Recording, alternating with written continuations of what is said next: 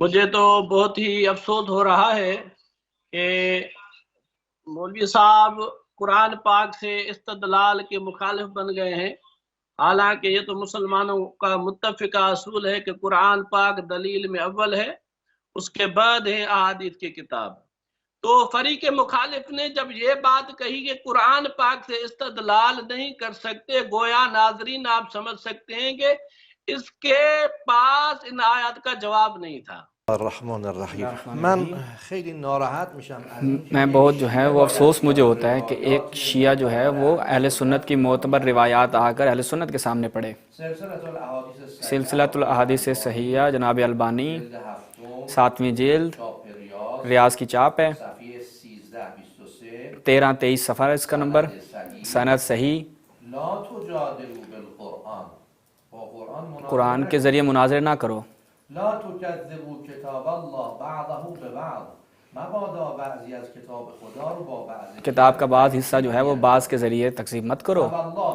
خدا کی قسم، المؤمن لا یجادل، بے درستی کہ مومن جب گاہی اوقات مجادلے کبھی کبھار قرآن کے ذریعے مجادلہ کرتا ہے، نہ کہ ہمیشہ، فیغلب، شکست، تو وہ شکست کھا جاتا ہے۔ فإن المنافق، اور منافق جو ہے بالقرآن، وہ قرآن کے ذریعے مجادلہ کرتا ہے۔ من باید بیام به شما سنت رسول میں ہوں آپ کو سنت رسول اللہ بتاؤں گا، آپ اہل سنت ہیں۔ سنن دارمی سنن دارمی کہ در رتبه سیاہ سته به حساب میاد، جو سیاہ ستہ کی اس میں آتی ہے، صفحه 145، پہلی جلد صفحہ نمبر 145۔ السنة قاضية على القرآن وليس القرآن يقاضى على السنة، قرآن توسط سنت، قرآن جو ہے وہ سنت کے ذریعے سے بیان کیا جائے گا، نہ کہ قرآن سنت کے ذریعے سے۔ شرح مذاهب اهل سنت آقای ابن شاهین، مذہب اہل سنت ابن شاہین کی، السنة قاضية على الكتاب، سنت جو ہے وہ قاضی ہے کتاب پر،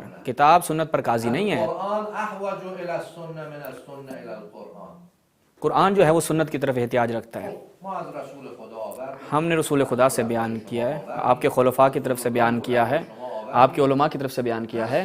نیاید ادعا کنید اب یہاں پر آ کر آپ بیان نہ کریں کہ ہم قرآن کے ذریعے مناظرہ کریں گے، دقیقاً خلاف مبنای یہ آپ کے مبنی اہل سنت کے برخلاف بات ہے، یہ رسول اللہ کے حکم کے برخلاف ہے صلی اللہ علیہ وسلم۔ یک مطلبی گفتم